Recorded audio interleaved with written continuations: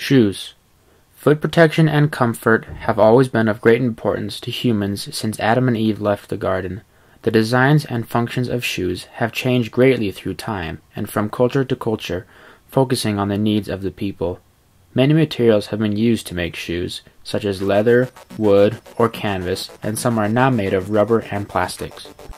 Evidence tells us that the use of shoes began between 40,000 and 26,000 years ago, and leather shoes have been found that date back to 5,500 BC. The first leather shoes were more bags than shoes that focused on protecting the feet from cold and rocks. Since the 18th century, shoemakers or cobblers made shoes one at a time by hand. A last was used, made of wood or iron, on which to form the shoe. Other tools used include pliers, pincers, needles and thread, hammer and nails to attach the heel. Leather is a fine choice for quality footwear. It is comfortable and also allows the air to circulate around the foot. The shoe construction makes each shoe feel light as a feather and gives the foot the comfort you want in a shoe. The designer of the shoe starts by drawing a template onto a piece of plastic that is easily manipulated. They then take that template and put it onto a last or a plastic foot in order to see how the design will look on an actual foot. As you may know, no two animals are the same, which means that the designer has to be careful when choosing the animal leather he is going to use. He has to make sure that the colors match well, as well as the texture and thickness. Since leather is a thick material, they then use a machine to trim off part of the edge to make it thinner so when it comes time to sew it, it is easier to do so. If the design calls for it, the operator uses a manual press to punch holes in the leather as a decoration. The operator has to be very careful to keep the design the same on both shoes and also to keep the distance the same from hole to hole. The upper or the top of the shoe is then sewn together. In order to get the stitching flat, the operator takes a hammer and hammers the seams flat. To hide the unfinished edge of the leather, another strip of leather is taken and glued to it. This strip has a second purpose. It gives the shoe trimming. The lining is next to go in. It is made of goat leather and flax. It fits snug on the last and allows for a more comfortable insole to be put in the shoe. The lining is then placed into the upper part of the shoe and is placed onto the last.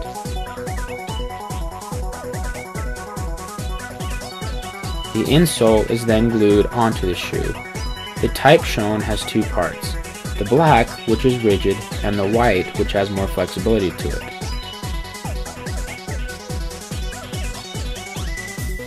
After the insole is on, the lining is glued to the upper.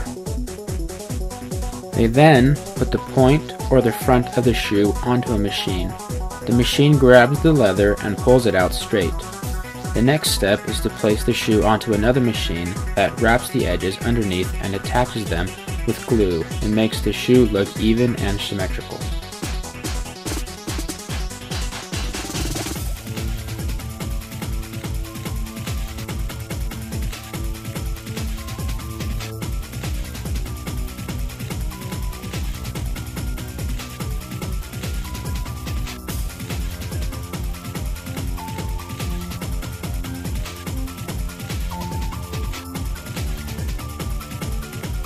The leather is then heated so it is more pliable and hammered again so it is the proper shape of the last.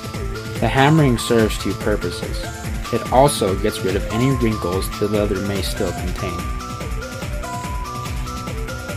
The glue is applied to the underside, then is placed carefully on top of the sole, which will take around 10 minutes until it is set.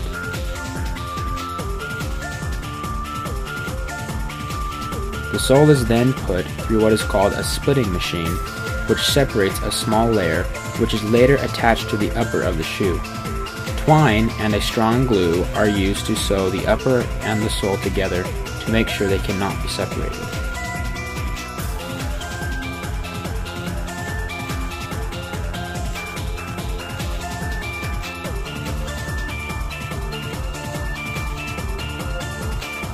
They hide the stitching using glue and then grind the edges down.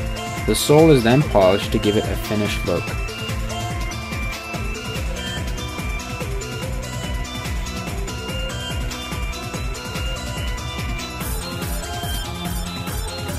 A specialist mixes his own polish for each shoe to help maintain the natural color of the shoe. Of over 20 operations, this is the last that goes into creating the leather shoe. The time required to produce a shoe has greatly decreased due to the advances in technology.